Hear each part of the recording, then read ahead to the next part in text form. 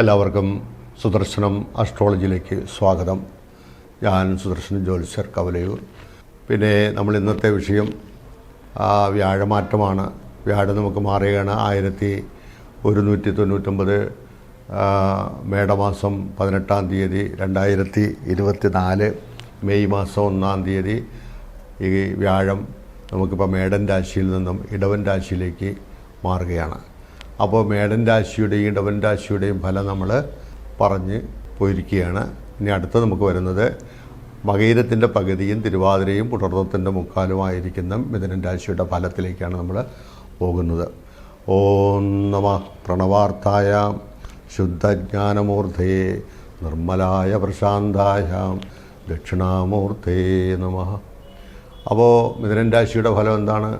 മിഥുനൻ രാശിക്ക് വ്യാഴം 12ലേക്കാണ് വരുന്നത്. അപ്പോൾ ഇപ്പോൾ 11ലാണ് ഈ വ്യാഴം നിൽക്കുന്നത്. അപ്പോൾ ചിലവരുടെ ഒരു പരാതിയുണ്ട്, 11ൽ വ്യാഴം വന്നിട്ടും പ്രതീക്ഷിച്ച ഫലങ്ങളൊന്നും ലഭിക്കുന്നില്ലല്ലോ എന്നുള്ള ഒരു തോന്നലൊക്കെ ഉണ്ടാകാം. അതൊക്കെ ഒരുപക്ഷെ ജാതകത്തിൽ വരുന്ന വ്യത്യാസങ്ങളൊക്കെ ആയിരിക്കണം.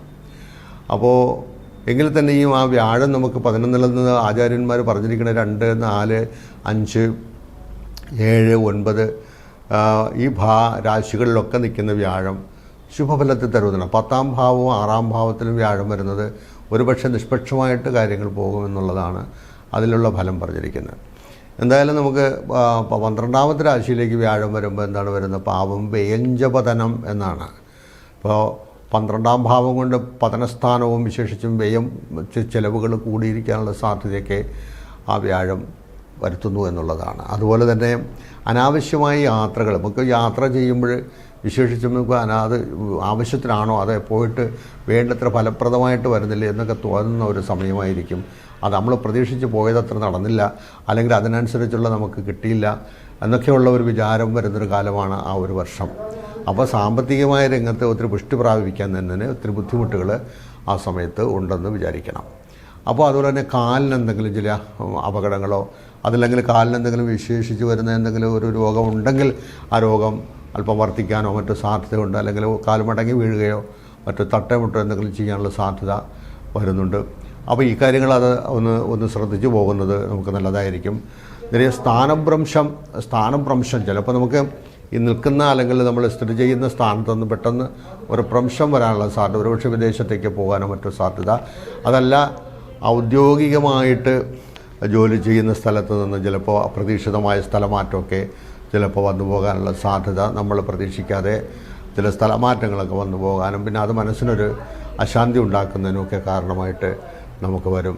പിന്നെ ചില ദുരാപത്തുകൾ ഉണ്ടാകാനും ചിലവരുടെ അപവാദങ്ങൾ എന്തെങ്കിലും പറഞ്ഞ് നമ്മൾ നല്ലതാണ് ചെയ്തെങ്കിലും ചിലപ്പോൾ അവരിൽ നിന്നും ചിലപ്പോൾ വിപരീതമായ ചില ഫലങ്ങളെ അനുഭവിക്കാനുള്ള സാധ്യതകളൊക്കെ നമുക്കുണ്ട്. അപ്പോൾ ദുരിതസ്ഥാനം, വിശേഷിച്ച് ഈ 12ാം ഭാവം എന്ന് പറയുന്നത് ദുരിതസ്ഥാനവും കൂടെയാണ്. കാര്യങ്ങൾ മുന്നോട്ട് പോകുന്നതിനെല്ലാം ഒരു തടസ്സം അനുഭവപ്പെട്ടുകൊണ്ടിരിക്കും. ഈ പറയുന്നതായ പാപം വ്യയഞ്ച പതനം നിരയം വാമോമ്പകം സ്ഥാനം ഭ്രംശഞ്ച വൈകല്യം ദ്വാദശേന വിചിന്തയിൽ. ആ 12ാം ഭാവത്തിനാണല്ലോ വ്യാഴം വരുന്നത്. 12ാം ഭാവം എന്ന് പറയുമ്പോഴത്തേക്ക് അതിനകത്ത് വരുന്നതായ സാമ്പത്തിക വ്യയമാണ് നമുക്ക് കൂടുതലായിട്ട് ഉണ്ടാകാനുള്ള സാധ്യത വരുന്നത്. അപ്പോൾ വരവുണ്ടെങ്കിലല്ലേ ചിലവ് ചെയ്യാൻ പറ്റൂ. അപ്പം ചിലവ് ചെയ്യേണ്ടി വന്നു പോയാൽ അത് കടം മേടിച്ചെങ്കിലും ചിലവ് ചെയ്യേണ്ടുന്നതായ അവസ്ഥ അവിടെ ഉണ്ടാകും. അപ്പോൾ കടം വരാനുള്ള സാധ്യത ഉണ്ടെന്ന് കൂടി സാരം. അപ്പോൾ ചിലവരെ സംബന്ധിച്ചിടത്തോളം സമ്പത്ത് വരും, പക്ഷെ അത് നമുക്ക് വരുമെങ്കിലും വേണ്ടത് പ്രതീക്ഷയുടെ കയ്യിലിരിക്കാൻ അത് ബുദ്ധിമുട്ടുണ്ടാക്കും എന്നുള്ളതാണ്. അപ്പോൾ ഏതൊരു കാര്യത്തിലേക്ക് നമ്മൾ ഉഴുന്നിറങ്ങി ചിന്തിച്ച് കുറച്ചുകൂടെ പ്രയാസപ്പെട്ട് കാര്യങ്ങൾ നേടിയെടുക്കേണ്ട ആവശ്യം വന്നേക്കും. അപ്പോൾ ഒരു ബിസിനസ്സൊക്കെ നമ്മൾ നടത്തുകയാണെങ്കിൽ ബിസിനസ്സിലോ അല്ലെങ്കിൽ മറ്റേതെങ്കിലും തരത്തിലൊരു ജോലിയോ ഉള്ള ആൾക്കാരെ സംബന്ധിച്ചിടത്തോളം അതിൽ നിന്നുണ്ടാകുന്ന പണം സമ്പത്തൊക്കെ വരുമെങ്കിലും ആ സമ്പത്തിന് എവിടെയെങ്കിലും ഒരു പോരായ്മ അല്ലെങ്കിൽ ആർക്കെങ്കിലും ആ സമ്പത്തിൽ നിന്ന് എടുത്ത് ഒരു ഭാഗം കൊടുത്താൽ കിട്ടാതെ വരികയോ ഒക്കെ ചെയ്യാൻ ഈ സന്ദർഭത്തിൽ. ഇപ്പോൾ ഈ വരുന്ന സമ്പത്തിനെ നമ്മൾ ഒരുപക്ഷെ പണം വന്നെന്ന് വരാം, ആ വരുന്ന പണത്തെ എടുത്ത് ആർക്കെങ്കിലും നമ്മൾ കൊടുത്തു കഴിഞ്ഞാൽ ചിലപ്പോൾ നമ്മൾ പ്രതീക്ഷിക്കുന്ന സമയത്ത് ഇത് കിട്ടാതിരിക്കാനും ഈ കാലം പ്രവർത്തിക്കും എന്നുള്ളതാണ്. രണ്ടാമത് ഏതെങ്കിലും ഈ പറഞ്ഞ ഉദ്യോഗത്തെ സംബന്ധിച്ചുള്ള ഉദ്യോഗകാര്യങ്ങളൊക്കെ ആണെന്നുണ്ടെങ്കിലും അല്ലെങ്കിൽ ഒരു പരീക്ഷ എഴുതി നമുക്കൊരു ജോലിയിൽ കയറാനുള്ള ടെസ്റ്റൊക്കെ നടത്തി കയറാനിട്ടിരുന്നാൽ കയ്യിൽ കിട്ടുന്നത് നമുക്ക് ചിലപ്പോൾ നഷ്ടപ്പെടുന്നതായിട്ടുള്ള തോന്നൽ അവിടെ നമുക്ക് വരേണ്ട സാധ്യതയും നമുക്കുണ്ട്. അപ്പോൾ പിന്നെ ബന്ധുമിത്രാദികളെന്ന് പറയുമ്പോഴത്തേക്ക് ഈ പറയുന്നതായ വ്യാഴം 11ാം ഭാവാധിപത്യവും 10ാം ഭാവാധിപത്യവും 7ാം ഭാവാധിപത്യവും കൂടെ വഹിച്ചിരിക്കുന്ന വ്യാഴമാണ് നമുക്ക് 12ൽ ഉള്ളത്. അപ്പോൾ ഈ പിന്നെ ആചാര്യന്മാർ പറയുന്നത് വളരെ കഠിന ദുഃഖങ്ങളൊക്കെ ഉണ്ടാക്കുന്നതാണ് ആ വ്യാഴം വന്നാൽ.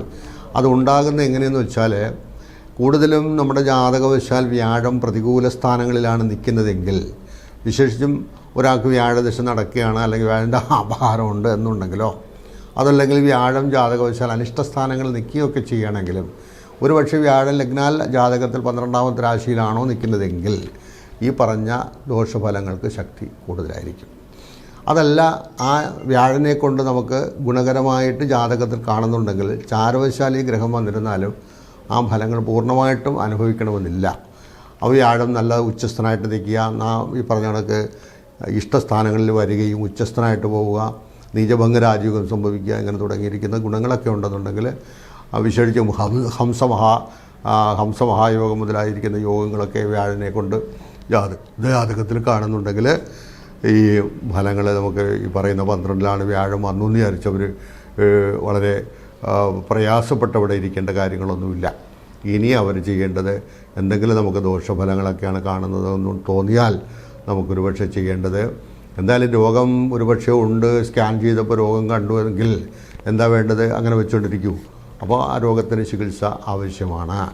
എന്നുള്ളതുപോലെ തന്നെ നമുക്കെന്താണ് ജാതകവശാലും എന്തെങ്കിലും ദുരിതങ്ങളോ ദോഷങ്ങളോ അതിനകത്ത് കാണിച്ചിട്ടുണ്ടെങ്കിൽ, അപ്പോൾ എന്താ പറഞ്ഞാൽ ശരീരത്തിന് പ്രോട്ടീനും വൈറ്റമിനും അതിൻ്റെ കുറവുണ്ടെന്നുണ്ടെങ്കിലും എന്താ ചെയ്യുക, ആ ഡോക്ടർ നിർദ്ദേശിക്കുന്ന മരുന്നുകൾ കുറച്ച് കാലം ഉപയോഗിച്ചാൽ അതെല്ലാം മാറിക്കിട്ടും എന്ന് പറയുന്ന പോലെ തന്നെ നമുക്ക് ഇങ്ങനെ കാലം പ്രതികൂലമായിട്ട് വരുമ്പോഴത്തേക്ക് ഗ്രഹങ്ങളെല്ലാം പിഴച്ചു വരുമ്പോൾ ആ പിഴച്ചു വരുന്ന ഗ്രഹങ്ങളെ സംബന്ധിച്ച് അവർക്ക് വേണ്ടുന്നതായ ദേവി വിഷ്ണു സഹസ്രനാമ ജപം, ഭാഗവത പാരായണങ്ങൾ, അതുപോലെ തന്നെ വിഷ്ണു ക്ഷേത്രത്തിൽ വ്യാഴാഴ്ച ദിവസം പോയി 4 പ്രദക്ഷിണം ചെയ്ത് പ്രാർത്ഥിക്കുന്നതും പാൽപ്പായസ നിവേദ്യവും കളപ്പച്ചാർത്തും പനനീരഭിഷേകവും ഒക്കെ ശംഖാഭിഷേകവും ഒക്കെ ചെയ്യുന്നതും ഈ അവരവരുടെ സാമ്പത്തിക സ്ഥിതി അനുസരിച്ചും ചെയ്യുക.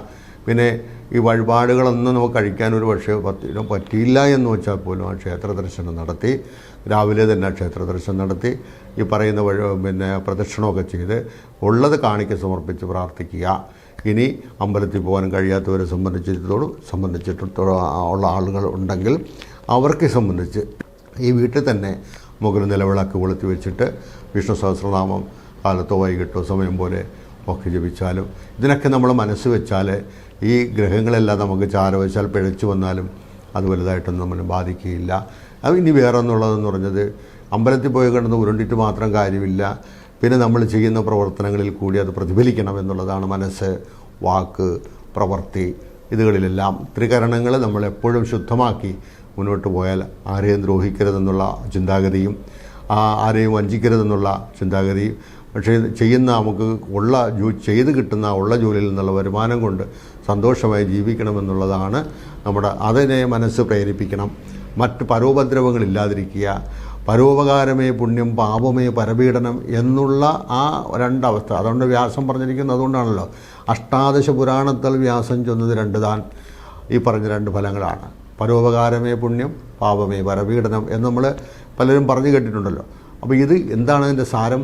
നമുക്ക് ഇത് രണ്ടിലും നമ്മൾ ശ്രദ്ധിക്കുകയാണെന്നുണ്ടെങ്കിൽ നമുക്ക് ഈ ഗ്രഹങ്ങളൊന്നും നമ്മെ കയറി കൂടുതലൊന്നും ചെയ്യാൻ പോണില്ല എന്നുള്ളതാണ്. അപ്പോൾ ഇവിടെ ഇരിക്കുന്നു, നമ്മളുടെ പ്രവൃത്തിയിലാണ് ആ ഫലം സ്ഥിതി ചെയ്യുന്നത് എന്നുള്ളതാണ്. വാരിക്കൂര് നമ്മൾ ദാനം ചെയ്തിട്ടും കാര്യങ്ങളില്ല. ദാനം ചെയ്യുന്നെങ്കിൽ പോലും അത് അറിഞ്ഞ് പാത്രത്തിൽ മാത്രമേ ആ ദാനം ചെയ്യാൻ പാടുള്ളൂ, അല്ലെങ്കിൽ നമ്മൾ ദരിദ്രരാകും. അതുകൊണ്ട് ഇതൊക്കെ ശ്രദ്ധിക്കുക. നിങ്ങൾക്ക് നല്ല ഫലങ്ങളൊക്കെ ഈ 12ലാണ് വ്യാഴം വരുന്നു എന്ന് വിചാരിച്ച് നമ്മൾ ക്ലേശിച്ചിരിക്കാതെ ഈ നല്ല കാര്യങ്ങളെല്ലാം ചെയ്ത് പ്രവർത്തിച്ച് അന്യരോട് യാതൊരു ദോഷങ്ങളും ചെയ്യാതെ പൈസ മേടിച്ചിട്ടുള്ള സമയത്ത് കൊടുക്കുകയും അവർക്ക് വേണ്ട നല്ല വാക്ക് പറയുകയും അങ്ങനെ നല്ലത് ചിന്തിക്കുകയും പ്രവർത്തിക്കുകയും നല്ല മനസ്സോടുകൂടി തെളിഞ്ഞ ചിന്തയോടുകൂടി ഇരുന്നാൽ ദോഷങ്ങളൊന്നും കൂടുതൽ നമുക്ക് സഹിക്കത്തക്ക കാര്യങ്ങളെ വരത്തുള്ളൂ. എല്ലാവർക്കും മിഥുനൻ രാശി ഫലം നന്നായി വരട്ടെ, അല്ലെങ്കിൽ ഈ പരിഹാരം കൊണ്ട് നല്ലതെല്ലാം വരട്ടെ എന്ന് പ്രാർത്ഥിച്ചുകൊണ്ട് നിങ്ങളുടെ ജാതകവും കൂടി നിങ്ങൾ എടുത്ത് നല്ല പരിശോധിച്ച് അതിനൊരു വിലയിരുത്തൽ നടത്തിക്കൊള്ളണം. ഓക്കെ, നമസ്കാരം.